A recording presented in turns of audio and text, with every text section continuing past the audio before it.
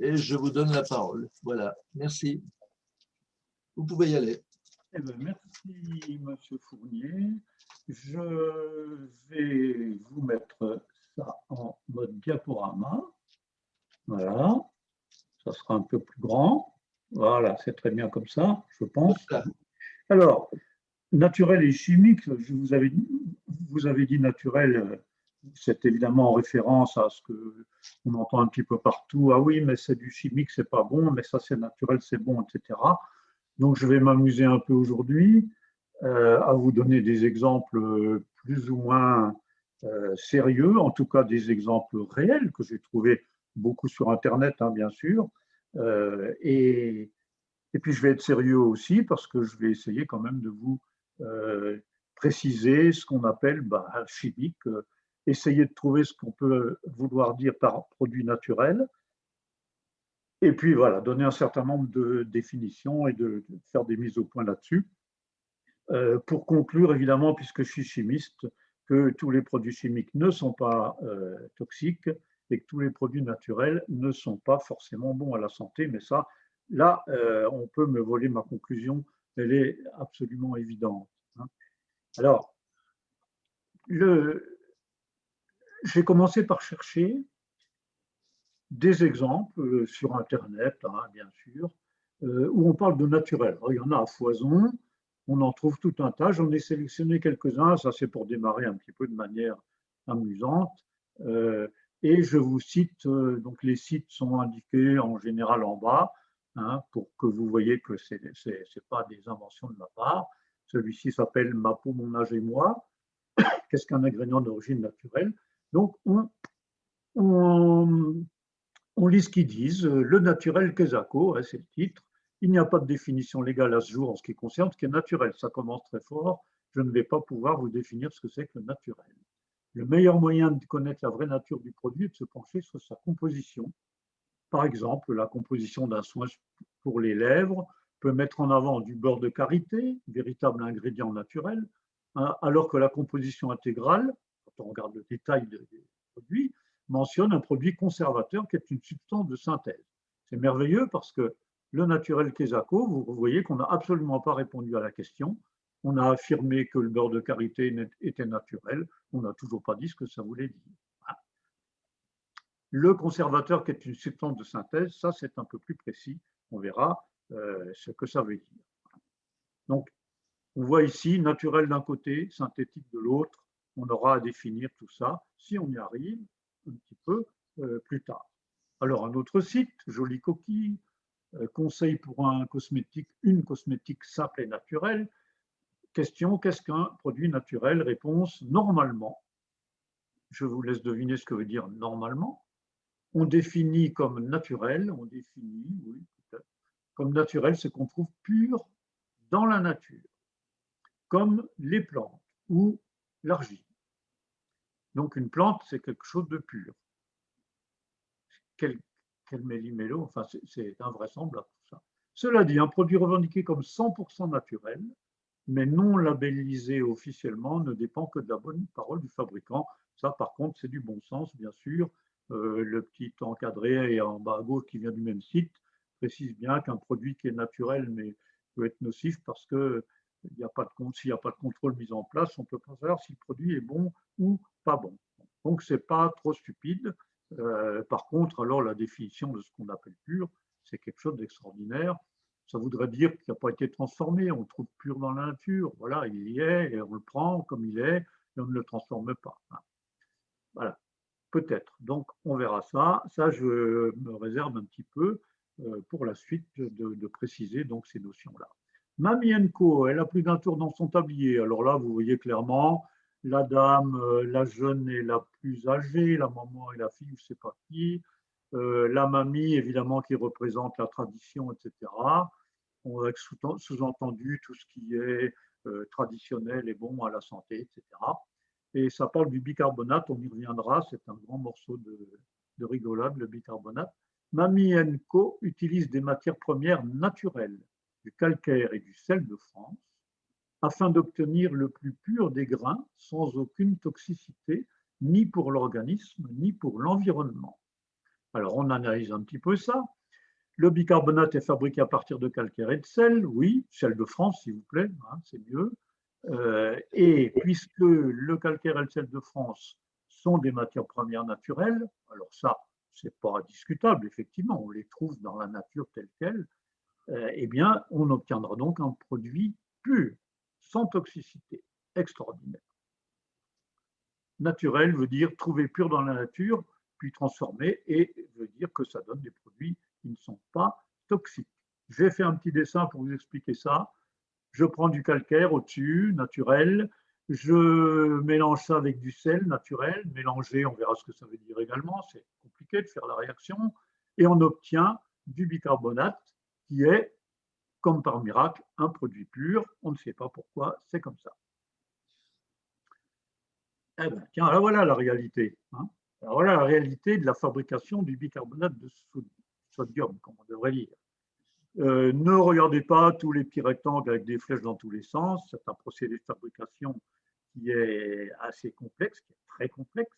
Hein, on appelle le procédé Solvay, qui consiste effectivement à prendre, ici au-dessus, vous voyez, du calcaire, hein, avec des cailloux là, à prendre également du sel. Alors on le prend où on veut, ça peut être du sel qu'on prend dans la mer, ça peut être du sel igné, c'est-à-dire qu'on prend dans la terre, une mine de sel, comme il y a en Lorraine par exemple. Et puis on transforme tout ça, calcination, on fabrique du dioxyde de carbone, carbonatation, etc. Il y a de l'ammoniac qui intervient là-dedans. Et on fabrique quoi? Eh bien, on fabrique du carbonate de sodium et du chlorure de calcium qui est un sous-produit. Bref, tout ce procédé-là, avec au passage ici, c'est ça qui nous intéresse, le bicarbonate, qui n'est pas le produit final, mais qui est un produit intermédiaire qu'on peut récupérer, c'est le procédé industriel de fabrication. Donc vous voyez, prétendre que les deux produits du haut, à partir du moment où ils sont pris dans la nature, on obtient forcément le bicarbonate à gauche, qui est un produit pur, ça tient vraiment du folklore. Hein. Alors c'est un produit pur si le procédé est bien fait, si on est capable de fabriquer un produit et d'éliminer tout ce qui peut gêner dedans, mais ça n'a rien à voir avec le fait qu'on a pris des matières premières qui sont naturelles. Alors quand même, il y a des gens qui ont un certain bon sens, comme par exemple Laurence Coiffard, qui est pharmacienne et qui est prof à l'université de Nantes, et qui dit, j'ai résumé un peu, j'avais plus de baratin que ça, mais j'ai résumé. Alors, hop, hop, oui, et qui dit, quelle que soit son origine, une molécule a toujours les mêmes propriétés. C'est-à-dire qu'un corps pur, on va le voir, pour un chimiste, c'est une molécule en gros, et bien qu'elle vienne de la nature ou qu'elle vienne de la fabrication d'un procédé industriel ou artisanal, si c'est la même molécule, elle a les mêmes propriétés. Et le problème sera plus sur la pureté du produit que sur ses propriétés, hein, sur ses propriétés intrinsèques. Alors, il y a quand même aujourd'hui des gens qui s'en rendent compte, comme Nivea, par exemple, qui fait une pub qui dit nouveau, hein, 100% identique au Q10 de la peau. Q10, c'est un ingrédient qu'on a beaucoup mis en avant dans les publicités. Et là, on indique que c'est un produit chimique quand même, hein, puisqu'on dit qu'il est identique à celui de la peau, mais quand on le compare au produit, disons, naturel, hein, celui que l'homme fabrique, utilise, eh bien, on s'aperçoit que c'est le même. Donc, très bien, Nivea au moins s'est rendu compte de ça. Hein. Alors, toujours dans le même domaine où on va s'amuser un petit peu, on va s'amuser avec ce shampoing qui s'appelle ayurvédique, ça je ne vais pas commenter, mais naturel, Lorraine Caddy, il est à droite là, en photo. Je me dis, ça c'est bien un shampoing naturel, alors s'il est ayurvédique en plus, rien à dire, c'est formidable, on va regarder ce qu'il y a dedans. Et je me renseigne et voilà ce que je trouve. Je ne vous lis pas tout, hein. Vous voyez, il y a du gros, du petit, écrit en gros, en petit, en rouge, en noir. Bon, si on regarde un petit peu le détail, là-dedans, il y a pas mal de produits naturels parce que il y a beaucoup d'extraits de plantes, par exemple, hein, aloe, barbadensis, leaf juice, donc c'est les feuilles d'aloe, etc., glucoside, laurylglucoside, etc. Et puis, il y a aussi des produits tout à fait, comment dire, chimiques, hein, alcool benzylique, benzoate de sodium, sorbate de potassium, acide lactique, glucose, etc. quoi, hein. Et puis l'azadirachta indica leaf extrait, le NEM, c'est un produit naturel, mais qui, à l'heure actuelle, n'est pas tout à fait en odeur de sainteté. Donc, vous voyez, il y a beaucoup de choses dedans. Et puis, un savant mélange de produits réellement naturels, puis peut-être bons à la santé, d'autres produits naturels probablement moins bons, et puis voilà, hein, et de produits chimiques. Le savon. Alors, donc, j'ai mis petit mensonge parce que là, franchement, traiter ce shampoing de naturel, c'est un peu exagéré. Alors, le savon naturel, alors ça, c'est un grand problème, le savon. Il est fait d'après cette publicité encore ici, c'est moi qui cite, il est artisanal, très bien, les artisans travaillent mieux que les industriels, tout le monde le sait, hein. Sans huile de palme, sans additifs chimiques, sans EDTA, sans SLS, sans SLS. Ah, bon. Additifs chimiques, on va voir tout de suite. EDTA, c'est celle de l'éthylène-diamine, c'est un truc qu'on trouve à plusieurs endroits. Bon, bref, SLS, c'est l'auryl sulfate de sodium, SLSA, c'est le laureth sulfate. Bon, voilà, des produits qu'on a souvent dans les détergents. Alors, je vais lire encore la suite, puis je vous dirai le commentaire que j'ai à faire sur ce savon naturel. Dans Consoglobe, on trouve la plupart des savons d'Alep, donc encore une fois des savons naturels, etc., sont fabriqués à partir de graisses animales qui ont la particularité de boucher les pores et donc d'entraîner boutons et autres gènes. Alors, sur le premier, savon naturel artisanal, pas d'additifs chimiques. On oublie quand même qu'il y a 2 ingrédients dans le savon, il y a 2 réactifs qu'on fait réagir l'un sur l'autre, c'est l'huile de palme ici, enfin, pas l'huile de palme, non, mais une autre huile, pourquoi, hein, l'huile d'olive généralement, plus généralement c'est l'huile d'olive, et puis le deuxième c'est la soude caustique, produit très chimique, hein. Si vous ne mettez pas de soude, vous ne pouvez pas faire la réaction de saponification. C'est la réaction qui permet de passer d'une huile ou d'une graisse à un savon. Donc, sans additifs chimiques, c'est un gros mensonge, gros mensonge. Et puis, Consoglobe qui dit les savons sont fabriqués à partir de graisses animales qui bouchent les pores. Alors là, c'est très stupide parce que on produit le savon à partir de certains produits de départ. Ces produits de départ, ils sont censés disparaître, ils se transforment, hein. Rien ne se crée, rien ne se perd, je veux bien, mais tout se transforme. C'est-à-dire que l'huile ou la graisse ici, et puis la soude vont réagir l'un sur l'autre. Et si on a bien fait les choses, si on a bien calculé les quantités, vont disparaître l'un et l'autre pour donner le savon. Vous savez peut-être que souvent on dit que les savons artisanaux sont surgras. Surgras, ça veut dire qu'on met un peu plus d'huile et un peu moins de soude pour être sûr qu'il ne reste pas de soude à la fin. Parce que, tant qu'à faire, il vaut mieux qu'il y ait un peu d'huile qui reste. Si vous reste un tout petit peu d'huile d'olive, ça vous donne un autre toucher au savon, plutôt qu'il ne reste de la soude qui serait quand même quelque chose de pas bon du tout. Bref, sur ce dernier point, qu'est-ce qu'on fait? On confond les réactifs et les produits. Entre les réactifs, ce qui est là au départ du process, et les produits, ce qu'on obtient une fois que c'est terminé.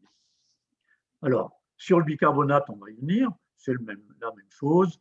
Un autre cas, c'est l'EDTA dont on parlait là au-dessus. L'EDTA est interdit parce que, soi-disant, il est fabriqué à partir de produits dangereux comme le cyanure, etc. Évidemment, ils ne sont pas dans l'EDTA, ce sont des produits à partir desquels on a déclenché des réactions chimiques dans lesquelles ils ont disparu. Voilà. Alors, tiens, le bicarbonate. Alors là, on peut en écrire des pages et des pages, hein. Je vais aller assez rapidement. Améliore ta santé. Nous dit ce sel composé d'acide carbonique et d'un atome d'hydrogène. Alors déjà, là, pour le chimiste, on tourne de l'œil, hein. Il est important de noter que ce produit est naturel et ne contient pas d'additifs. C'est la même chose que tout à l'heure, puisque je pars d'acide carbonique. En plus, ça n'existe pas l'acide carbonique, c'est le dioxyde de carbone, l'acide carbonique. Et ce n'est pas à partir de ça qu'on fait le bicarbonate, hein. Bref. Et d'un atome d'hydrogène. Un atome d'hydrogène tout seul, ça n'existe pas non plus. Donc, on fait référence à la constitution chimique du bicarbonate et pas au produit de départ. Tout ça est tristement faux. Ce produit est naturel, voilà, même Prozac tout à l'heure, puisque les réactifs de départ sont soi-disant naturels, le produit aussi. Alors, Doctissimo, qui dit quelquefois des choses intéressantes d'ailleurs, hein. Doctissimo ne dit pas des bêtises, loin de là. Le bicarbonate de soude ou de sodium, son vrai nom c'est bicarbonate de sodium, on dit souvent bicarbonate de soude, se présente sous la forme d'une poudre très fine, 100% biodégradable. Alors, question, qu'est-ce que ça veut dire biodégradable? Alors là, c'est la bouteille à l'encre. Biodégradable, ça veut dire que ça va être décomposé bio par des organismes vivants, si on l'abandonne, et pour donner des petites molécules assimilables par les plantes. Voilà ce qu'on trouve dans la littérature. Hein. Ça veut dire, d'un autre côté, on peut dire aussi, ça veut dire qu'on a éliminé les composés organiques, qu'on les a transformés en composés minéraux. On a minéralisé le carbone en particulier. Or, dans le bicarbonate, le carbone est déjà à l'état minéral. Donc, on ne voit pas ce qu'on pourrait faire de plus pour le décomposer. Alors, le bicarbonate. www.lebicarbonate, c'est le site de La Baleine, qui est un fabricant de sel d'ailleurs, hein, créé à partir de sel et de calcaire. Même chose, puisqu'on prend du sel et du calcaire, forcément, le bicarbonate, c'est bien. Et la compagnie du bicarbonate, un nouveau procédé combinant deux matières premières minérales naturelles. C'est toujours le même procès, on confond les réactifs et les produits. Alors, ça veut dire que le bilan de tout ça, c'est qu'il y a tout un tas de choses qu'il faut mettre au point. Il y a des définitions qu'il faut préciser. Qu'est-ce que ça veut dire naturel, synthétique, chimique, pur, etc. Et puis, qu'est-ce que ça indique comme propriété? Est-ce que naturel, c'est pur? Est-ce que naturel, ça veut dire pas toxique? Est-ce que chimique, c'est forcément toxique, etc. Et puis aussi, au passage, est-ce que ancien veut dire éprouvé? J'ai encore eu le cas il y a très peu de temps avec une personne que je connais bien qui ne veut pas se faire vacciner, mais qui dit qu'on a d'autres remèdes qui sont utilisés depuis longtemps, qui doivent marcher. Donc, même chose, puisque c'est utilisé depuis longtemps, c'est bon à la santé. Voilà. Bon. Alors, à droite, je vous ai mis une petite réflexion amusante. La vitamine C diminue la mortalité. On n'a pas voulu de ça, il voulait faire une pub là-dessus, le pauvre gars, et on lui a refusé cette allégation. Et l'autre personne lui dit, mais tu ne sais pas comment faire, il faut écrire. La vitamine C était utilisée traditionnellement à l'époque de Jacques Cartier, vous devinez que c'est un site canadien qui publie ce genre de choses, pour traiter le scorbut, et ça marche. Hein. Alors effectivement, si on les a déjà utilisés, ça marche. Pour ça, c'est faux, parce que sur le vaccin, par exemple, on sait que les vaccins Covid ont été testés aujourd'hui, testés si on veut, sur des millions de personnes, et on a des statistiques sur des millions de cas. Les médicaments traditionnels, je ne pense pas qu'on ait en tout cas fait des statistiques. On a peut-être donné ça à des millions de gens. Personne n'a jamais fait de statistiques pour savoir combien d'effets indésirables ça avait entraîné. Le site canadien donc s'appelle Le Pharmacien, le pharmacien impertinent qui simplifie la science et anéantit la pseudo-science. C'est pas mal du tout. Je vous mets l'adresse en bas, vous tapez Le Pharmacien, vous allez tomber dessus tout de suite. C'est assez amusant et assez pertinent. Alors, dans les mises au point, je vais commencer par dire un petit mot de certains mots, justement, de vocabulaire, qui ont des connotations très différentes. Vous avez le dénoté, hein, un produit chimique, c'est un produit qui est élaboré par l'industrie, etc. Et puis vous avez le connoté, qu'est-ce qu'on entend par là quand on entend le mot chimique, hein? Alors, chimique, c'est clair, c'est à droite, comme le disait Yves tout à l'heure, c'est dans les négatifs. Dans les positifs, on a tout un tas de noms, naturel, pur, bio, écologique, biodégradable, je pourrais allonger la liste, mais voilà. Et puis dans les négatifs, on a chimique, on a synthétique, on a additif. Dès qu'on dit le mot additif, ça y est, c'est mauvais. Hein. On a même le mot science, je vais vous le prouver. Et puis on a par exemple métaux lourds, on verra ça aussi. On va encore rigoler un peu et après ça va devenir sérieux. Alors, tiens, http://www.alguearmorique.com. Ah, ils vendent de la poudre de lithotam et ils disent caractéristiques, vertus et usages alimentaires du lithotam, etc. Information, tout en bas, il y a un astérisque avec information. Ces données proviennent de publications scientifiques. Elles ne doivent pas être considérées comme garanties. J'ai cru m'être trompé en lisant ça. Donc, je l'ai relu plusieurs fois Et j'ai dit non, c'est vraiment ça, quoi. Alors j'ai mis un mot, bien sûr, parce que dans ces cas-là, moi, je deviens tout rouge. Et j'ai écrit aux gens du site qui m'ont jamais répondu, d'ailleurs. Enfin, ça. Mais voilà, c'est toujours actif. Vous pouvez regarder ça. Algarmorique, ça existe toujours sur Internet. Et ce sont des gens qui pensent qu'il ne faut pas se fier aux scientifiques. Ils disent des bêtises, donc ils se fient à je ne sais qui, des mages ou des prêtres. Alors, plus sérieux, Michel Rivasi, qui est quand même une personne respectable, on va dire, qui défend des tas de choses qui sont tout à fait respectables, qui peut énerver certains, parce que c'est une espèce d'écolo un peu comme ça, mais bon, digne d'intérêt, qui dit dans un débat à la télévision, l'aluminium est un métaux lourd. Ah, métaux lourd. Bon, et puis elle se reprend, bien sûr, un métal lourd. Alors, c'est intéressant parce que elle a dit c'est un métaux lourd. Et ce n'est pas juste une faute d'orthographe, c'est que métaux lourds, c'est un seul mot, en fait. Ça veut dire des méchants trucs, là, enfin bref, voilà. Donc, elle s'est reprise, elle a dit un métal lourd. Bon. L'aluminium, un métal lourd. Alors, en fait, elle aurait dû dire ETM, probablement. L'aluminium peut être classé dans les ETM, éléments traces métalliques. Ça veut dire que c'est un élément métallique qu'on peut trouver à l'état de trace et puis qui peut éventuellement poser des problèmes. C'est tout sauf un métal lourd. Il n'y a pas que les chimistes qui savent que l'aluminium, c'est léger. Hein. Je dois avoir même mis quelques... Voilà, les métaux lourds, voilà quelques métaux qui sont vraiment lourds, le chrome, le nickel, le cadmium, le mercure, le plomb, avec des densités 7, 8, 13, 11, vous voyez, c'est-à-dire entre 7 et 13, 14 fois plus lourd que l'eau. Hein. Et l'aluminium a une densité de 2,7. L'aluminium est donc 3 fois plus léger que le fer. Le fer, là au milieu, 7,8, hein, encore la même chose, hein, même genre de densité. L'aluminium est un métal extrêmement léger, vous le savez, puisque vous avez déjà eu en main des morceaux d'aluminium. Donc, quand on dit c'est un métaux lourd, c'est référence à la toxicité d'un certain nombre de métaux. Alors évidemment, dans les métaux lourds, plomb, mercure, cadmium, des vraies saloperies. Le chrome, éventuellement le nickel aussi. Hein. Et donc, c'est référence aux propriétés, ce n'est pas le mot lui-même qui est juste. Hein. Voilà. Je vais sauter là-dessus parce que ça, ce n'est pas très intéressant, mais voilà. Alors, on en vient à des choses très sérieuses, on va faire de la chimie là, et repréciser des définitions. Alors, pour la notion de pureté, pour un chimiste, c'est très très clair. On distingue les corps purs d'une part, et puis les mélanges de l'autre. Un corps pur, aujourd'hui qu'on est habitué à parler en termes de molécules, on va dire simplement, c'est un corps qui est constitué d'une seule sorte de molécule.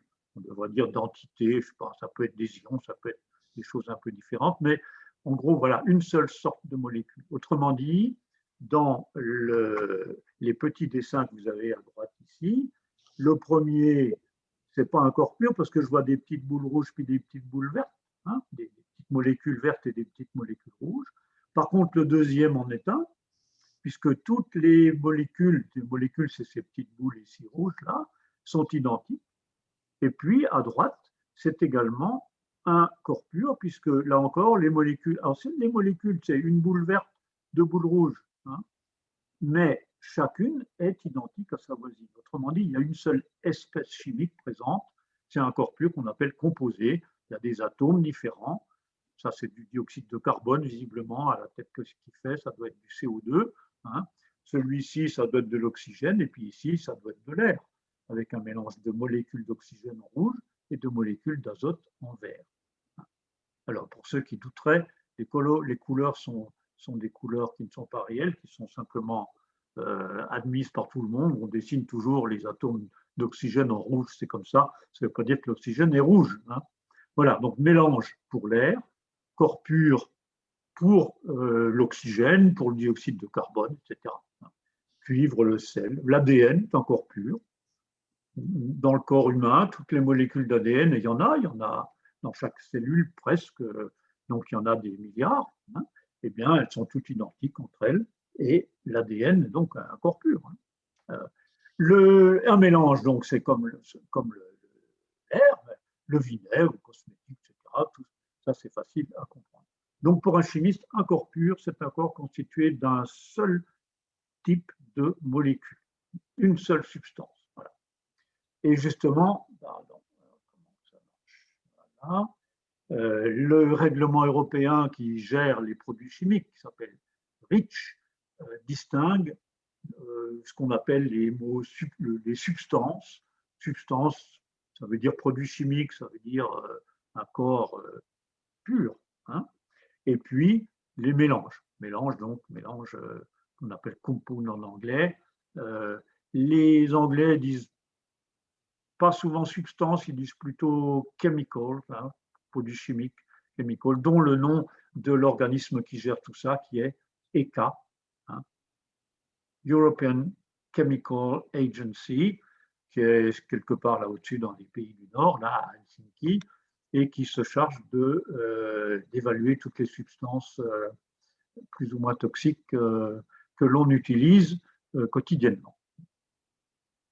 Alors, après pur et pas pur, naturel et chimique, alors on prend le petit Robert, moi je prends le petit Robert, je ne sais pas si c'est une référence, mais il n'est pas trop mal, et je lis nature, tout ce qui existe dans l'univers hors de l'être humain et de son action, ça c'est clair. Le milieu physique où vit l'humanité, également la nature. Et puis un naturel, il y a plusieurs définitions, dont une qui m'intéresse, c'est la troisième, qui n'a pas été modifiée, traitée par l'homme ou altérée. Donc, naturel veut dire qu'il n'a pas été modifié par l'homme. Une eau minérale naturelle, manger des produits naturels, etc. Et puis, en opposition, produits chimiques, corps obtenus par l'industrie chimique. Donc, c'est couramment, effectivement, opposé à naturel. C'est une opposition dans la définition, c'est tout, et non pas, ça ne veut pas dire que l'un soit bon et l'autre ne soit pas bon. Donc, une espèce chimique qui n'est pas créée par l'être humain, c'est une espèce naturelle. Alors, naturel, on va retrouver cette définition dans l'opposition avec synthétique, on a vu ce mot synthétique au début, et puis même artificiel, dont on n'a pas encore parlé, mais qui est la troisième catégorie de substances. Donc les naturels, on a dit, prises dans la nature, donc le sel, le calcaire, on peut les prendre comme ça et quasiment ne rien faire, et les utiliser tels qu'on les a trouvés, sans transformation. Il y en a très peu. Quand on cherche bien, on s'aperçoit que très peu de substances sont utilisées sans aucune transformation. On pourrait même dire que le sel, il est, par exemple, le sel marin, il est traité puisqu'on le récupère, on l'évapore, etc. On enlève la croûte au-dessus. Enfin bon, on fait un certain nombre d'opérations pas très complexes, c'est vrai. Généralement, on fait au moins une séparation physique parce que les substances ne sont pas pures, hein, au sens du chimiste, c'est-à-dire que c'est un mélange de plusieurs trucs, hein, et il faut donc séparer, par exemple, la gangue du minerai. Donc, on traite un minerai, quel qu'il soit, en enlevant la terre qu'il y a autour, etc. Voilà, et on doit séparer au minimum les différents éléments constitutifs du minerai. D'autres produits, la soude, le pétrole, la soude existe à l'état naturel. On n'utilise pas beaucoup, mais la soude existe à l'état naturel, on peut la récupérer et il faut faire des opérations très simples pour en somme récupérer la soude et la séparer des autres éléments avec lesquels elle est mélangée. Le pétrole, on distille, donc on fait une simple séparation des constituants du pétrole en chauffant. Certains s'évaporent plus vite que d'autres. Les colorants naturels, hein, et puis peut-être la phytothérapie, on utilise des plantes et on les transforme assez peu. On fait bouillir, ou etc. On fait des décoctions, des choses comme ça. Et les substances naturelles, elles peuvent être récupérées après avoir provoqué des transformations chimiques, c'est-à-dire dans ce cas-là, on transforme le minerai, par exemple, en autre chose. Hein. Un minerai de fer, ce n'est pas du fer, c'est de l'oxyde de fer. Alors, il est mélangé avec de la gangue, séparation physique, on enlève la gangue, on a toujours l'oxyde de fer, et ensuite on doit, à partir de l'oxyde de fer, réduire à l'état de fer. C'est une opération chimique. L'oxyde de fer s'est transformé en un autre corps qui est le fer. Le pétrole aussi, on fait ça. Le craquage, on fabrique des molécules qui n'existent pas dans le pétrole par une opération qu'on appelle le craquage. Et puis évidemment, tous les médicaments, tout ça. Ça, c'est à partir de substances naturelles. C'est-à-dire qu'il y a beaucoup de médicaments fabriqués à partir de produits naturels, de plantes en particulier, ou même de produits animaux.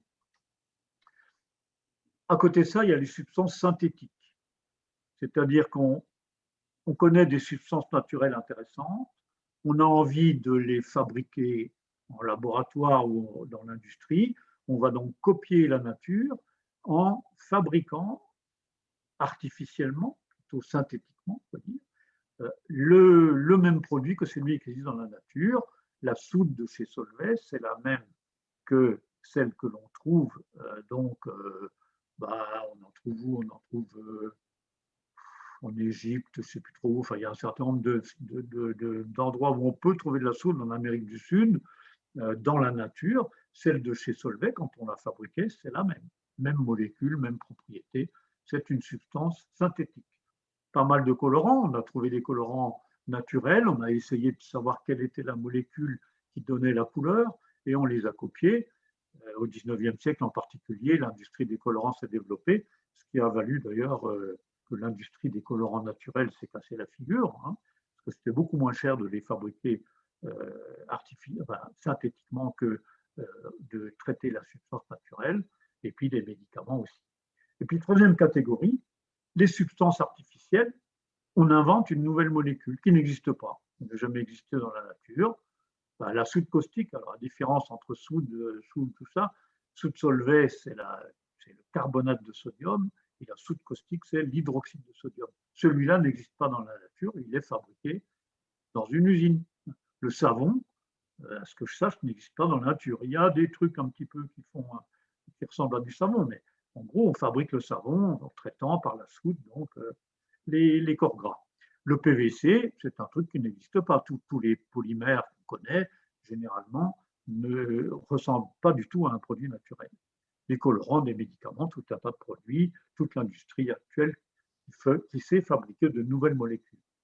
Alors là, il y a un vrai problème parce que comme ces molécules n'existent pas, on a beaucoup de mal à savoir exactement quelle est leur action.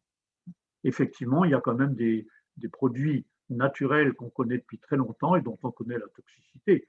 On ne va pas à toxine botulique, on sait ce que c'est, et puis les champignons hallucinogènes, on connaît leur action. Par contre, les molécules artificielles, elles peuvent être très récentes et on n'a pas encore fait le tour de ce qu'elles sont capables de faire.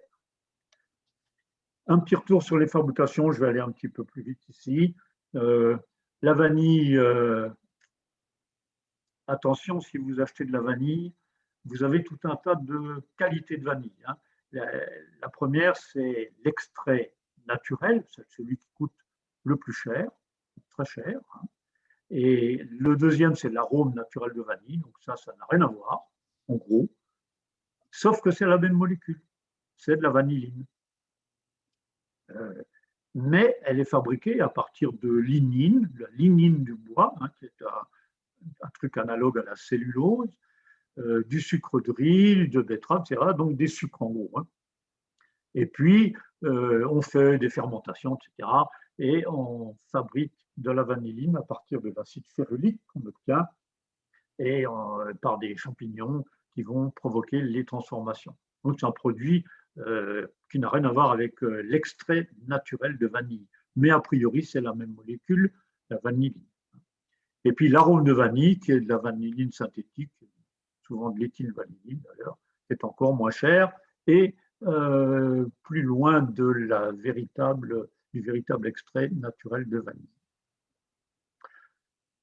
L'acide citrique, là, ça vaut le coup parce que l'acide citrique, c'est ce qu'il y a dans le citron. Leroy Merlin, je regarde la pub chez Leroy Merlin, l'acide citrique, je lis, est extrait de fruits, comme le citron, les groseilles, biodégradable, non toxique. L'acide citrique fait donc partie des éléments naturels, mais néanmoins puissants, etc., qui peuvent remplacer certains produits toxiques. Achetez de l'acide citrique. Allez donc acheter un petit flacon d'acide citrique et vous verrez que ce n'est pas du tout ça.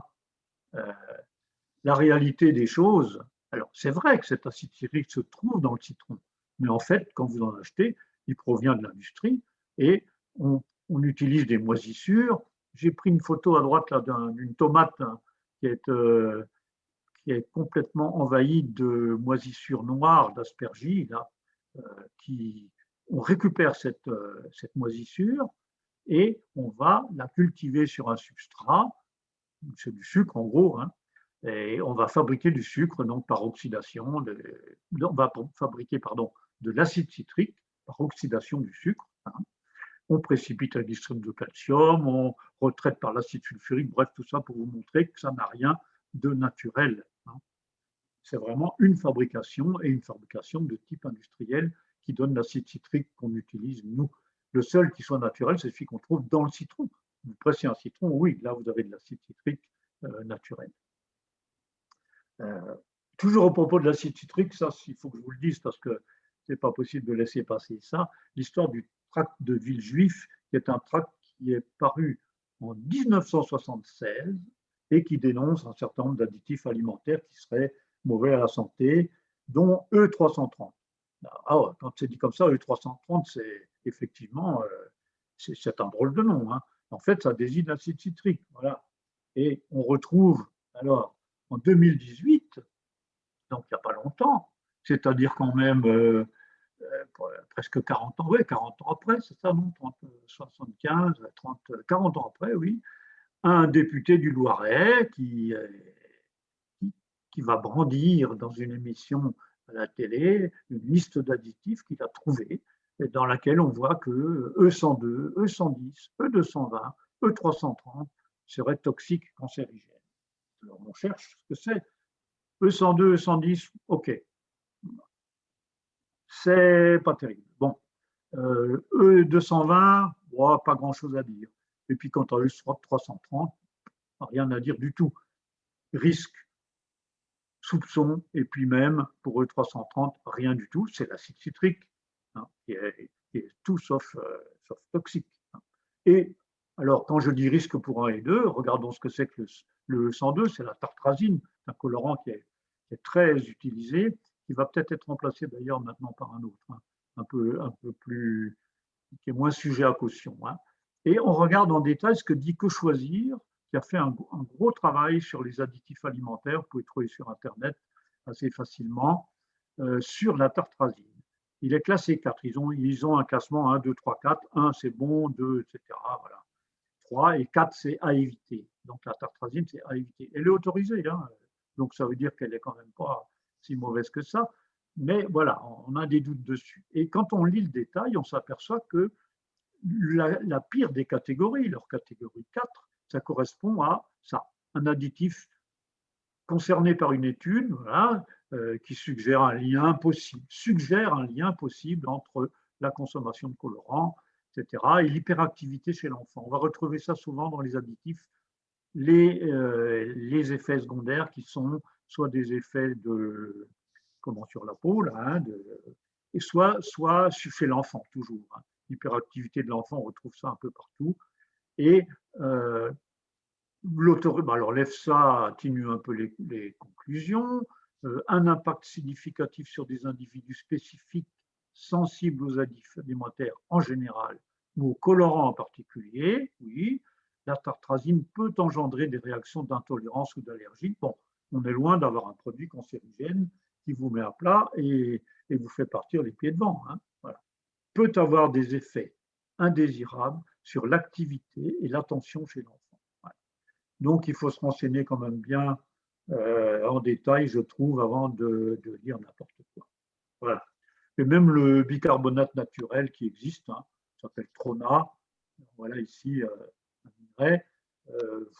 On peut dire que c'est un produit naturel, il subit quand même un certain nombre de transformations, vous voyez, hein, tout ça pour arriver aux produits qu'on utilise nous. Hein.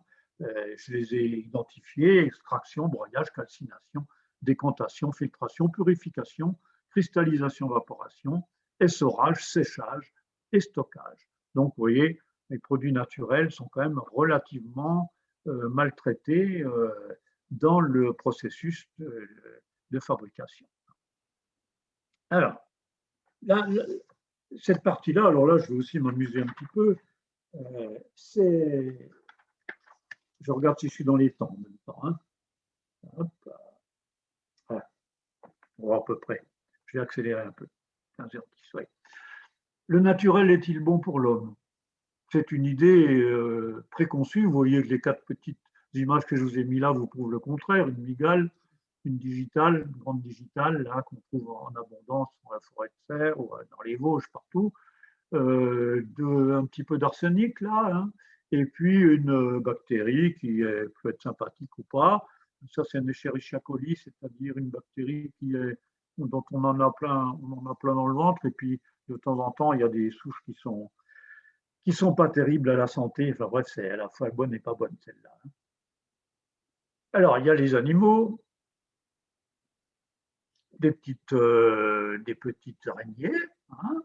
Vous reconnaissez ici une veuve noire, ici une mygale, et puis ici une recluse. Là, vous savez, quand sort la recluse, là, le bouquin de Fred Vargas.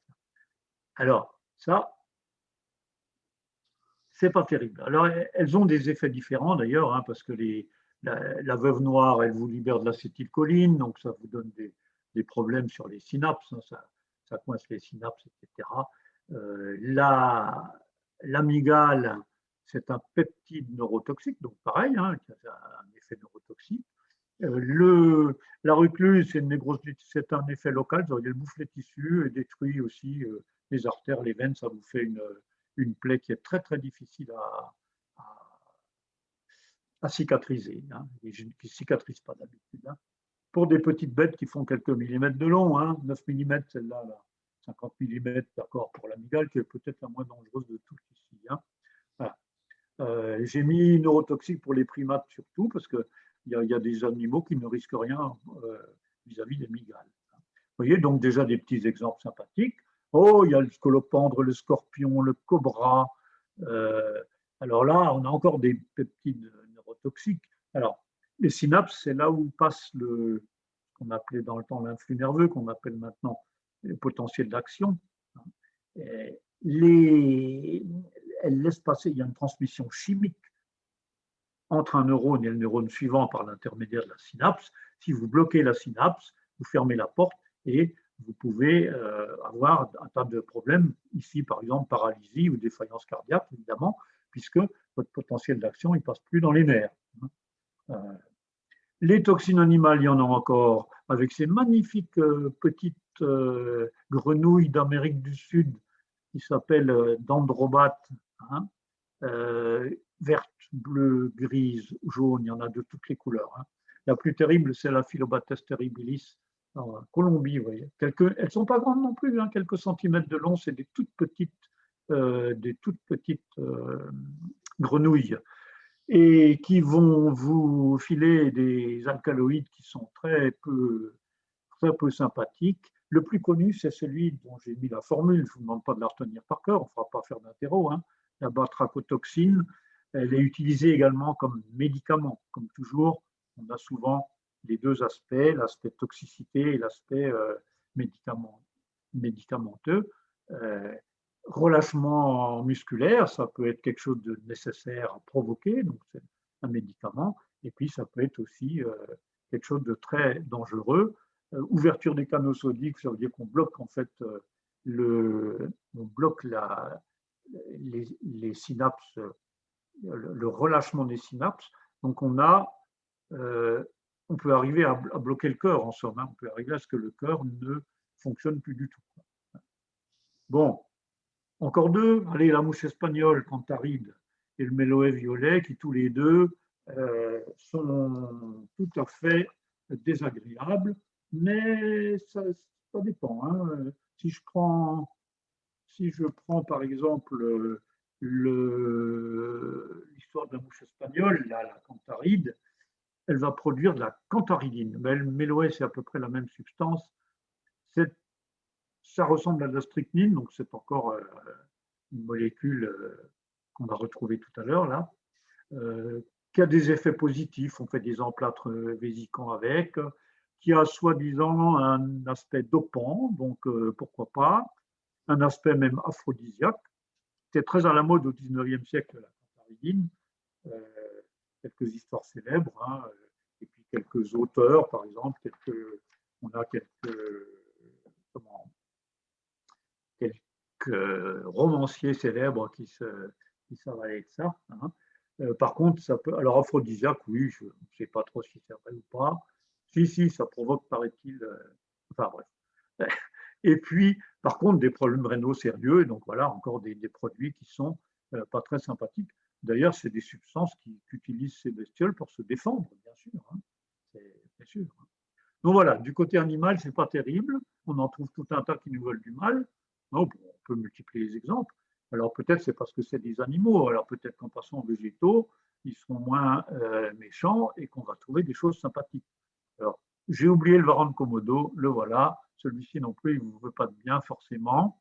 Un animal qui peut faire 2 mètres de long, qui est totalement terrifiant, hein, et qui a la bouche tellement pleine de saleté que quand il mord une proie, eh bien, il la mord et puis il s'en va, il revient 2 jours après et la proie est morte. Hein, par infection, quoi. Hein. Voilà. Donc, mais il n'y en a pas chez nous, ce n'est pas des si gros que ça, en tout cas. Alors, chez les toxines d'origine végétale, il y a une erreur là au-dessus. Vous voyez animal, vous mettez végétal à la place. Il y a tout un tas de plantes qui produisent des alcaloïdes. Alcaloïdes comme la datura, c'est beau en plus. Hein. La grande chélidoine, vous en avez partout, dans les murs, en ce moment, il y en a, ça fleurit. La grande digitale qu'on trouve dans les terrains acides plutôt, hein, donc dans les Vosges, etc. La granite, la colchite, simplement la colchite, hein, et puis la belladone, bien sûr, hein, qui vous dilate les pupilles, comme chacun sait, qui produisent des alcaloïdes, la colchicine, digitaline, l'atropine, la conitine, etc. Les alcaloïdes, il y en a tout un tas, caféine, nicotine, j'en ai cité quelques-unes ici, quelques-uns, morphine, cocaïne, quinine, strychnine. Celle qui est dessinée ici, c'est pas une très grosse molécule, c'est la caféine. Qu'est-ce que c'est qu'un alcaloïde? Difficile à définir, en tout cas c'est une molécule qui a des propriétés alcalines, donc basiques, qui comporte des atomes d'azote, souvent un noyau indole comme ici, là, avec un noyau à 6 sommets, plus un à 5 ici, voilà, mais pas obligatoirement. Voilà. C'est des molécules qui se ressemblent un petit peu et donc des effets qui sont aussi les mêmes. Par exemple, l'atropine va bloquer, alors, effet hallucinatoire bien sûr, on sait l'usage de la belladone, et puis de la datura aussi, hein, les sorciers utilisaient ça. Et par contre, comme ça bloque le système nerveux parasympathique, ça veut dire que vous risquez des sérieux problèmes, parce que le système parasympathique, il est là pour réguler le rythme cardiaque, par exemple. Si vous le paralysez, votre cœur va s'emballer, etc. Vous n'aurez plus que le système sympathique, qui, lui, est un accélérateur voilà, hein, des fonctions. Voilà, tout un tas de produits d'origine végétale et qui ne sont pas très sympathiques. Alors, j'attire votre attention sur le fait que dans les jardins, on a tout un tas de produits. Je n'ai pas parlé du laurier, mais le laurier est également une plante à laquelle il faut faire attention. La chélidoine, il y en a partout. Alors, la chélidoine, ce qui est grave, c'est la chélidomine, qui est un des alcaloïdes produits par la chélidoine. Il se trouve dans la tige. Il se trouve quand vous cassez la tige, vous sortez un latex un peu orange, jaune orangé. C'est un petit peu pareil pour les autres d'ailleurs. Et c'est ce latex-là qui est toxique. Par contre, la chélidoine, c'est ce qu'on appelle l'herbe à verrues. Si ce latex, vous le mettez sur une verrue, vous avez la possibilité que ça traite tout à fait la verrue. Je dis la possibilité parce que sur moi, je sais que ça a marché. Il y a déjà longtemps de ça, j'avais une verrue qui était il y avait encore la trace de la verrue qui avait été soignée, mais qui ne partait pas. J'ai mis de la chélidoine dessus, là, et ben c'est parti en l'espace de 15 jours. Hein. Et puis par contre, je connais d'autres personnes sur lesquelles ça n'avait pas d'effet. Mais enfin, voilà. La digitale, pareil, hein, la digitaline, on s'en sert aussi pour le cœur, hein, puisque ça sert à traiter les gens qui ont des problèmes cardiaques. Si vous en mettez trop, vous passez de l'autre côté. Voilà. Alors, mis à part toutes ces plantes-là, il y a aussi les graines et les noyaux qui peuvent être toxiques. La graine de lin, les amandes, qui vont donner, pour aller vite, du cyanure. Le ricin, qui va donner de la ricine, qui est un vrai poison. Et puis le lux vomita, qui va donner de la strychnine. La strychnine, c'est encore un alcaloïde. Alors les cyanogènes, donc du point de vue donc ce qu'on trouve dans les graines de lin, d'amande, etc., vont libérer du cyanure à un moment ou un autre. Alors, cyanure, c'est un très bon complexant du fer. Un complexe le fer, ça veut dire qu'il s'unit au fer pour faire une grosse molécule, en fait, ferrocyanure ou ferricyanure. Et donc, le fer ne peut plus jouer son rôle. Et si vous complexez le fer, par exemple, dans l'hémoglobine ne peut plus transporter l'oxygène, hein, puisque normalement, l'oxygène vient se fixer sur le fer, par là, et est transporté comme ça par des globules. Si le cyanure a pris la place de l'oxygène, bon, c'est comme quand vous avez du monoxyde de carbone dans le sang, il va prendre la place de l'oxygène, vous êtes très mal. Hein. La ricine donc du ricin là, va entraîner une mort cellulaire. Pourquoi? Parce que si vous vous attaquez, en fait, la ricine s'attaque à l'ARN. On en parle beaucoup. Alors, je cite le mot ARN. Hein, s'attaque à l'ARN. Et l'ARN, qu'est-ce qu'il fait?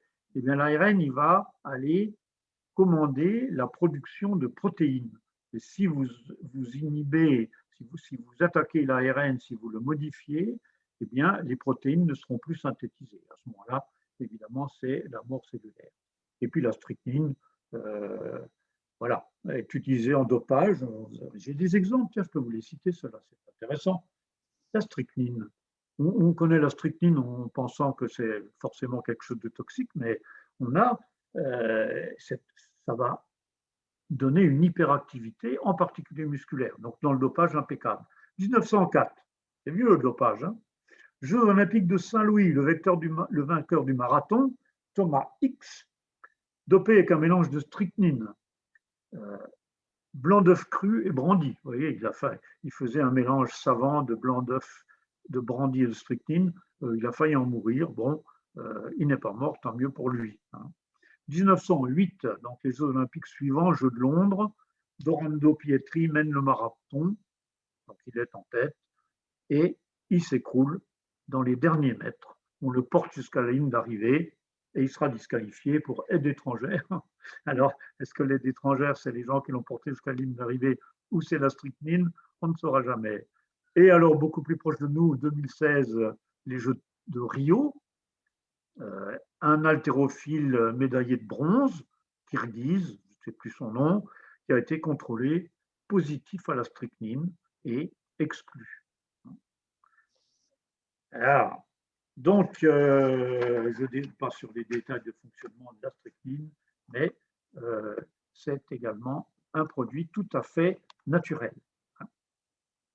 Alors, les végétaux valent pas mieux que les animaux. Est-ce que les minéraux valent mieux? Alors, on va voir. Oui, encore, il y en avait tellement, je vous ai fait une page supplémentaire. La ciguë, la manite panthère, les champignons de façon générale, le laurier, tiens, je l'ai mis là, oui, et puis le curare que les Indiens utilisaient depuis très longtemps.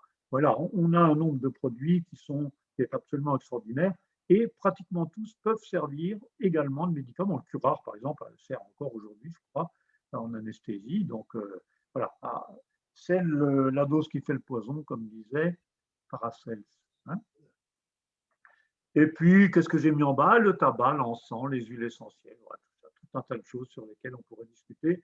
Mais dans les végétaux, j'ai retenu aussi la frangipane, qui est absolument superbe, avec une très très douce odeur, la rose, idem, et puis l'ilang ou ilang-ilang. Il y a quand même de très belles choses dans les végétaux, heureusement, et qui ne sont pas toxiques.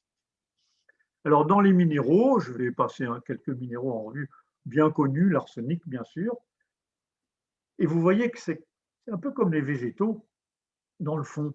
Les minéraux toxiques, là, ils sont très jolis, très beaux. Leur piment, leur réalgar, c'est superbe.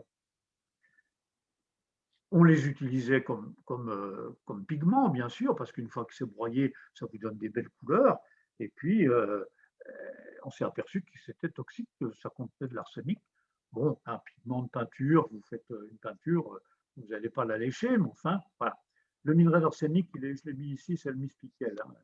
C'est un arsénio, composé arséniosulfure de fer. Donc, un sulfure de fer et d'arsenic. C'est joli comme tout. C'est un sulfure, donc on a des petites faces comme ça qui renvoient bien la lumière. C'est très joli. Donc ces différents minerais sont éminemment toxiques. Pour le mercure, pour l'arsenic, on connaît aussi le mode d'action de l'arsenic. Hein. Le poison des rois, hein. Le poison des rois, le roi des poisons, on disait. Très difficile à déceler dans l'organisme parce que c'est les mêmes. D'abord, on a un peu les mêmes effets que quand on a des problèmes respiratoires ou autres, sans forcément qu'on ait une intoxication. Et puis, il a fallu attendre le 19e siècle pour qu'on trouve une méthode de détermination assez fiable de l'arsenic, méthode de Marsh, ça s'appelle, qui a été utilisée dans un certain nombre de procès.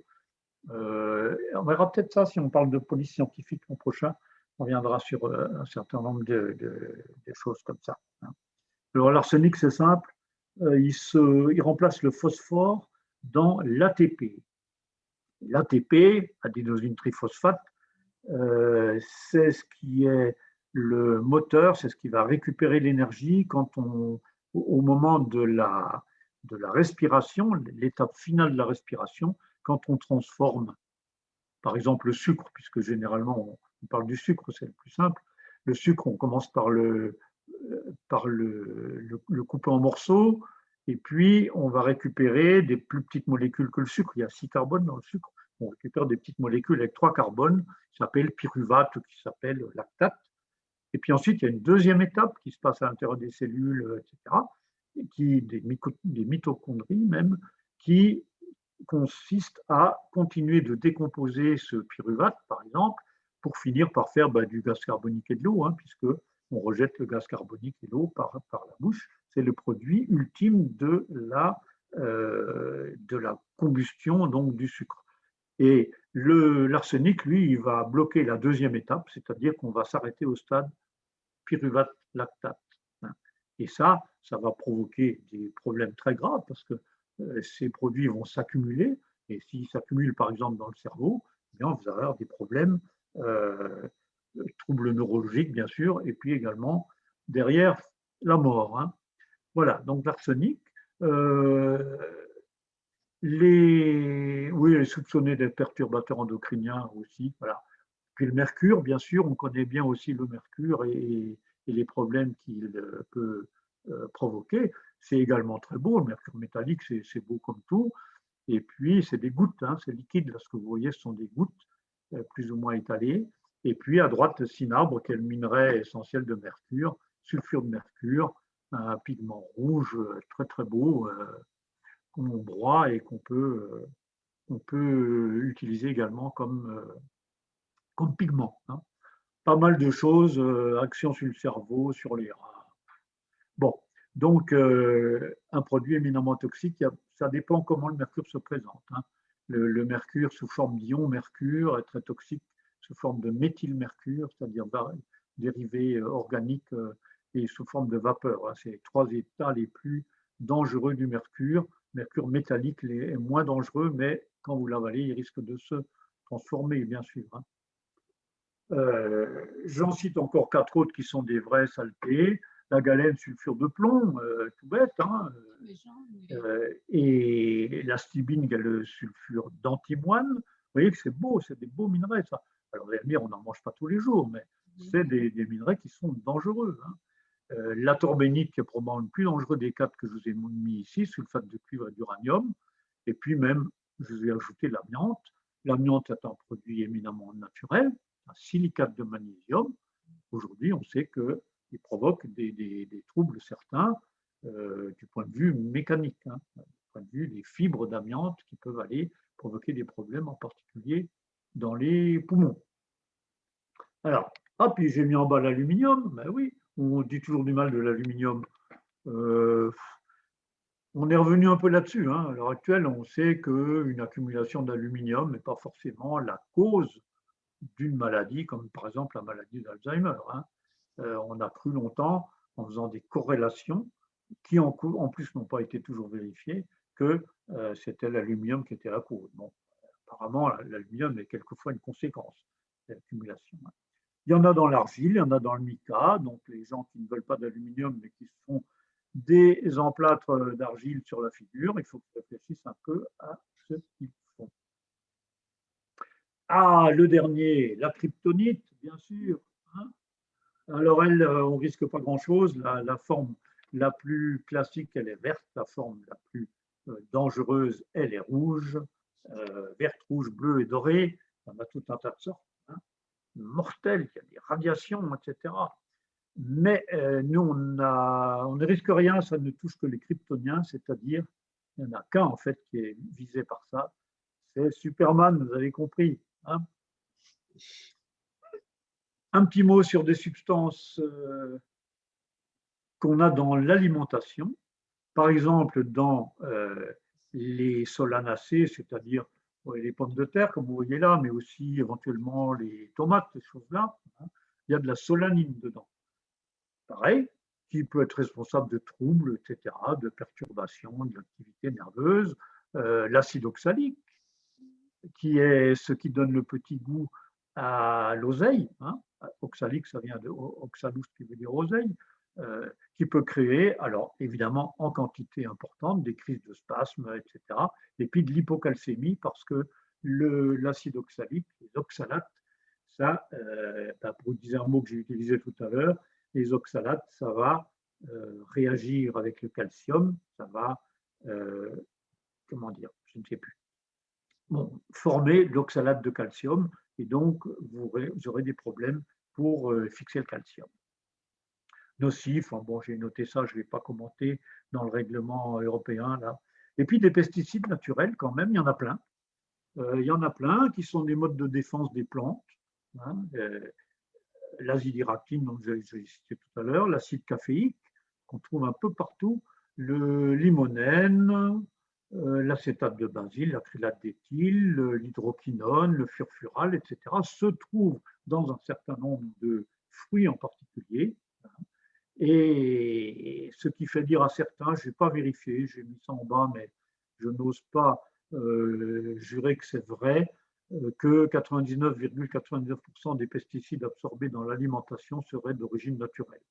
Je ne sais pas si c'est vrai, je le dis sous toute réserve, je ne voudrais pas dire des choses qui n'ont pas été vérifiées.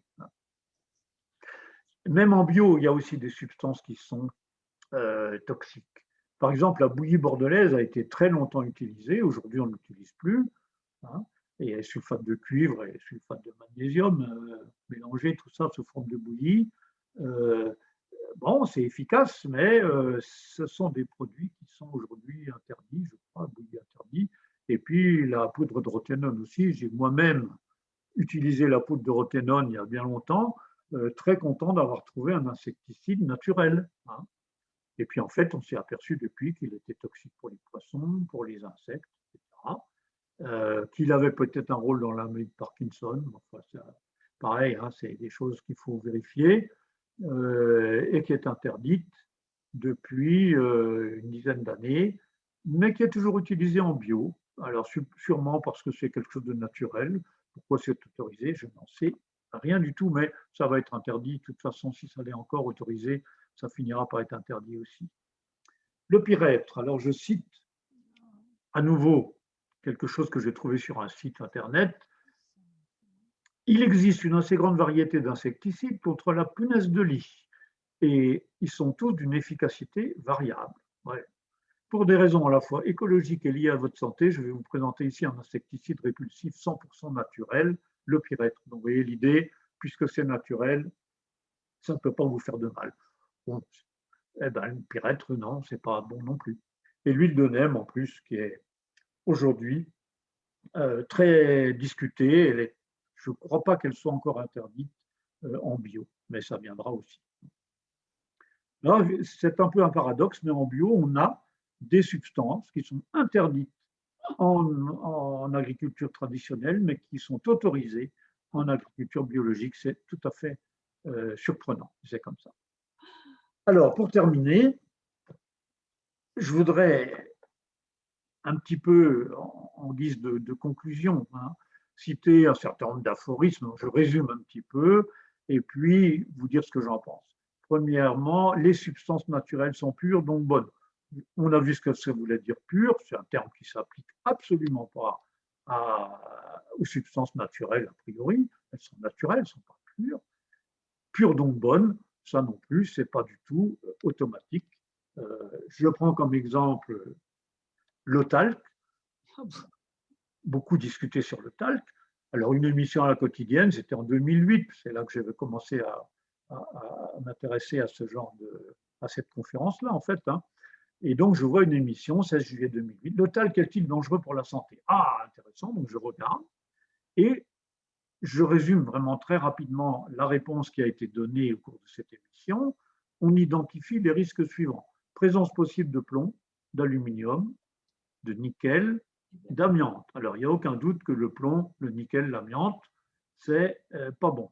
L'aluminium, beaucoup moins certain. Mais enfin, bref, voilà, il y a des produits qui sont à risque là-dedans. Ah. C'est pas le talc, c'est des impuretés dans le talc. On a une mine de talc soi-disant très pure en France, mais quand même, on surveille un petit peu ça. Et ici, on fait un mauvais procès au talc. Il faut faire un procès à ceux qui produisent le talc et qui le mettent sur le marché en leur disant votre produit n'est pas pur. Pour le coup, c'est le bon mot. Il faut éliminer de ce talc toutes ces choses-là. Mais quand on est adepte des produits naturels, on ne veut pas faire ça parce que moins on fait de choses, plus on prend le produit tel qu'il se présente dans la nature et mieux c'est pour la santé. Là, c'est une grosse erreur, évidemment. Deuxième risque identifié, un risque cancérigène. Et le risque cancérigène, il vient ici, comme pour l'amiante, d'une irritation répétée de la poudre. Hein. En particulier, il y a le cancer des ovaires qui est concerné. Donc sur les ovaires, parce qu'on a des traitements de talc sur ces parties-là. Hein. Et donc là encore, c'est pas le produit chimique, c'est-à-dire c'est le produit physique, si je puis dire. C'est-à-dire c'est l'aspect physique, irritation mécanique de la poudre. N'importe quelle autre poudre qui aurait les mêmes caractéristiques granulométriques, etc., de surface, donnerait le même effet, quoi. Sauf qu'on ne tartine pas de n'importe quelle poudre sur les parties génitales, quoi. Hein. Voilà. Donc, vous voyez, dans les deux cas, ce n'est pas vraiment le produit chimique qui est en cause, mais c'est des choses qui tournent autour. Quoi. Et puis, vous vous rappelez peut-être l'histoire du talc morange. Alors, le talc morange, alors c'est pareil. L'affaire du talc morange, le problème, c'est qu'on avait. Alors, je vous laisse vous reporter à ça si vous ne vous souvenez plus trop de quoi il s'agit, c'est déjà un peu vieux. On avait mélangé par erreur du talc avec de l'hexachlorophène, qui est un bactéricide, mais quand vous mélangez ça avec du talc et que vous mettez ça sur les fesses des bébés, ça donne des catastrophes. Hein. Et là encore, ce n'est pas le talc qui est en cause, c'est la pureté du talc. Voilà. Donc, les produits naturels ne sont pas forcément purs et ne sont pas forcément bons du coup. Dans les produits naturels, j'ai relevé ça par exemple. Dans le café, on a identifié 1000 substances. Alors 1000, c'est beaucoup. C'est un peu comme dans le tabac. On vous dit, quand vous fumez de cigarette, il y a 800 substances différentes. Bon, il faut savoir aussi que les chimistes aujourd'hui sont capables de détecter des substances en quantité infinitésimale. Quand dans la fumée de cigarette, on trouve du polonium, c'est quand même extraordinaire. On en trouve combien? On en trouve très très peu, hein. Mais on trouve du polonium. Et dans le café, on va trouver une trentaine de substances qui sont sujettes à caution, acétaldéhyde, benzaldéhyde, j'ai une liste ici, hein, benzopyrène, alors benzopyrène, oui, on connaît, hein, catéchol, c'est moins dangereux, éthylbenzène, furane, hydroquinone, isoprène, furfural, etc. Tout ça, styrène, toluène, xylène, donc des produits qui ne sont pas en odeur de sainteté, et puis à droite des produits un peu moins critiquables, acroléine, biphényl, limonène, nicotine, mais qui sont quand même à surveiller. Et puis tout un tas d'autres, bien sûr, hein, là j'en ai cité une trentaine. Donc produits purs, non. Hein. Alors le café, c'est un cas particulier parce que quand même on a torréfié le café. Donc il faudrait comparer avec les grains de café tels qu'ils sont lorsqu'on les récolte. Mais vous voyez qu'il y a un nombre de produits tout à fait important. Le bois, alors vous n'allez pas pouvoir lire, mais ce n'est pas destiné à ce que vous lisiez tout ce qui est marqué, mais vous voyez ce que ça veut dire. Ici, c'est un très vieux, un arbre qui date des années 1920, je crois, qui a été dessiné, qui montre que quand on distille du bois, quand on chauffe du bois à l'abri de l'air pour qu'il ne brûle pas, hein, eh bien, on va récupérer un nombre de produits incalculable. Vous voyez tout ça, là, tous ces produits ici. Hein. Là au-dessus, il y a marqué acide acétique. Hein, ouais. Et puis, au début, on récupère un jus pyroligneux, c'est ce qui est marqué ici, acide pyroligneux. Puis ensuite, si on continue, ça va encore se décomposer en tous ces produits-là. Hein. Et ça, ce sont les constituants du bois. Hein. Il n'y a pas de grosse transformation là-dedans. Donc, beaucoup de produits aussi dans un morceau de bois. Et puis, dans le pétrole, c'est plus connu, bien sûr, la distillation, la simple distillation du pétrole, la simple séparation des constituants vous donne encore une bonne centaine de produits différents entre les fuels lourds, et les plus lourds en bas et les plus légers qui s'évaporent le plus rapidement ici au-dessus, hein, les gaz et puis l'essence, le fuel, etc. Donc, naturel et impur, bien sûr, hein, tous les produits naturels sont impurs pratiquement, mais ça n'est pas une critique a priori. Hein. Il faut regarder ce qu'il y a dedans, analyser ça. Alors, le chimique est impur, hein, ça c'est, voilà. Un aphorisme qui dit, c'est moi qui ai écrit cette phrase, hein, dans un produit chimique, le principe actif est bon, mais les multiples autres substances présentes du fait des réactions chimiques mises en œuvre sont mauvaises. Par exemple, le PVC, polychlorure de vinyle, on dit, ah oui, mais ça relargue, c'est-à-dire ça laisse s'échapper du chlorure de vinyle, BC. Le chlorure de vinyle, c'est le monomère. On fait une réaction chimique, on accroche les petites molécules de chlorure de vinyle l'une à l'autre et on fait une grande chaîne qui s'appelle le polychlorure de vinyle, PVC.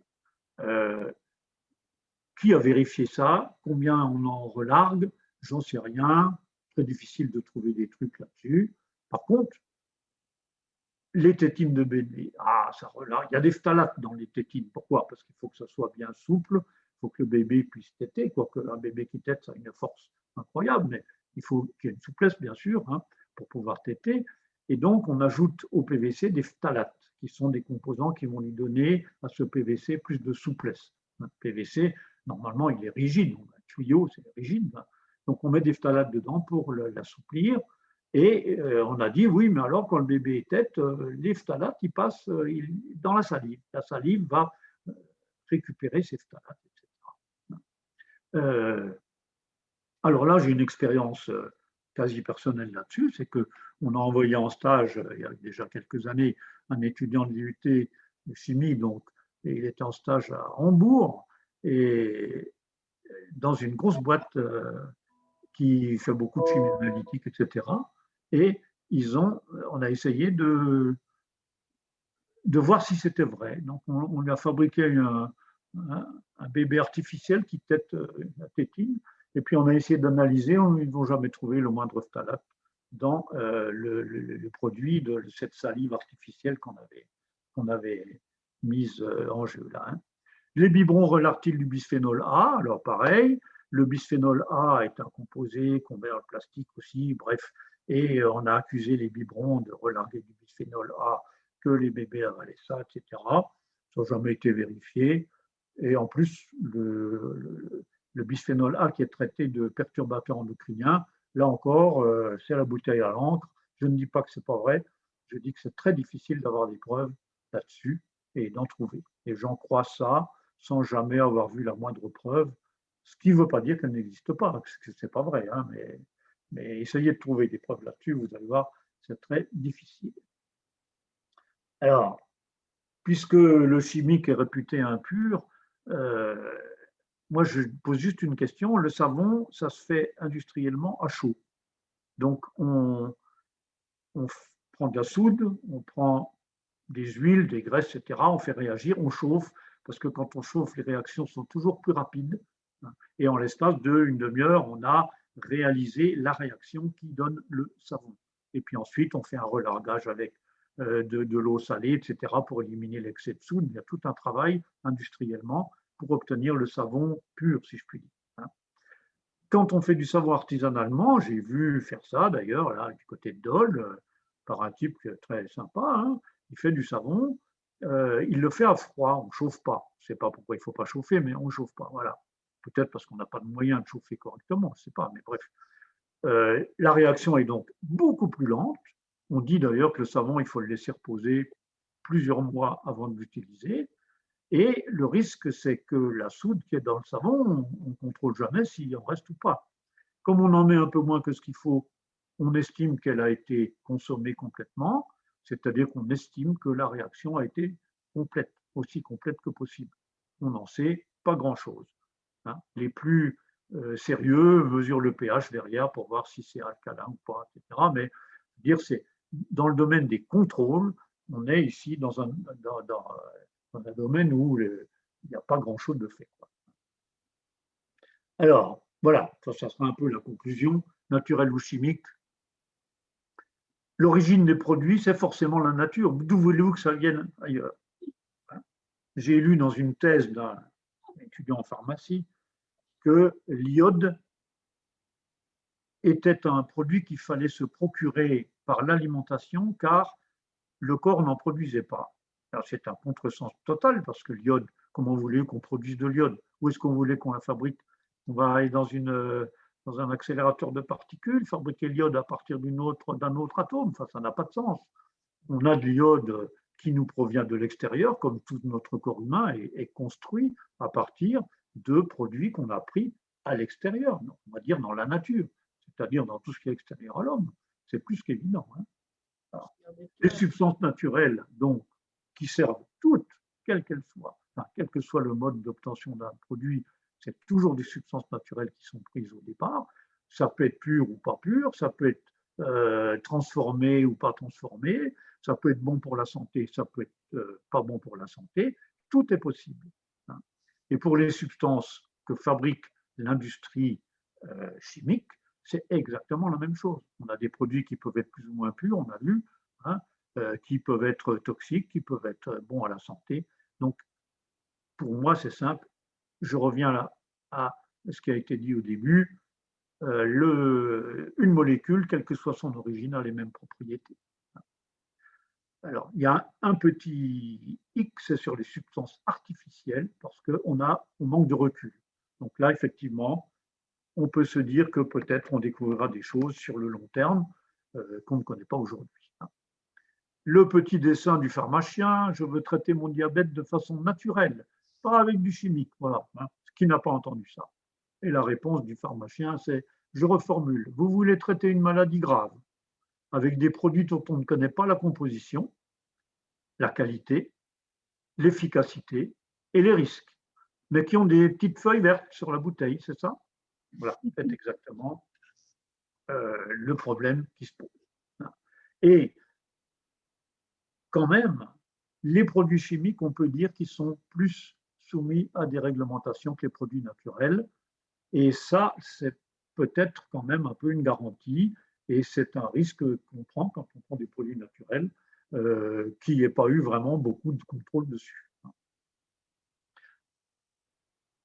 Je vous mets quelques petites références. Si vous voulez vous intéresser à ce genre de choses, INSI, International Nomenclature for Cosmetic Ingredients, donc c'est ceux qui gèrent tous les produits cosmétiques. Vous pourrez retrouver la nomenclature, etc. Le REACH, donc le règlement européen sur les substances chimiques, bon, ça, je pense que vous irez voir, c'est si vous êtes un peu chimiste sur les bords, et K qui gère le règlement. Et puis, Laurence Coiffard, je parlais de Laurence Coiffard, pharmacienne, Céline Couteau également, travaille avec elle aussi. Il y a un site très intéressant qui s'appelle Regard sur les cosmétiques, avec une analyse tout à fait intéressante de tout un tas de produits. Un peu difficile d'accès, c'est difficile sur leur site de trouver ce qu'on veut, mais si vous cherchez un truc sur le talc, vous tapez talc, regard sur les cosmétiques, et immédiatement vous allez, probablement vous allez tomber sur le site, il y a plusieurs articles dessus. Voilà. Et Caroline Valton qui vend des produits sur un site qui s'appelle Mon Corner B. Ici, là. Est-ce que je suis là? Voilà. Santé environnement sur les métaux lourds, j'ai trouvé ça, ils ont fait une synthèse complète sur les métaux lourds. C'est vraiment bien détaillé, tout ça, c'est bien fait. Et puis le fameux pharmacien, qui est le site canadien d'Olivier Bernard, vous pourrez trouver ça facilement en tapant le pharmacien sur votre ordinateur. Et j'ai promis à Yves Fournier de terminer à 15h50, il est 15h50. Voilà. Bravo, bravo, bravo. Bravo, bravo et merci, c'était super. Hein. C'est vrai? Oui, oui, c'était super. Et donc, eh bien, à l'année prochaine, parce que vous avez commis aussi un crime, comme je fais moi aussi, de dire de ce que vous alliez dire l'année prochaine. Donc, c'était défendu. Donc, il n'y a que moi qui aurai le droit de dire à la J'ai présentation dit de si. confiance. Voilà. Bon, merci beaucoup. Et puis, à bientôt. Hein. Allez, Merci. et au revoir. Je vous envoie le lien pour Jean-Marie. D'accord. Voilà. Allez, au revoir. Merci, au revoir à Au tous. revoir à tous.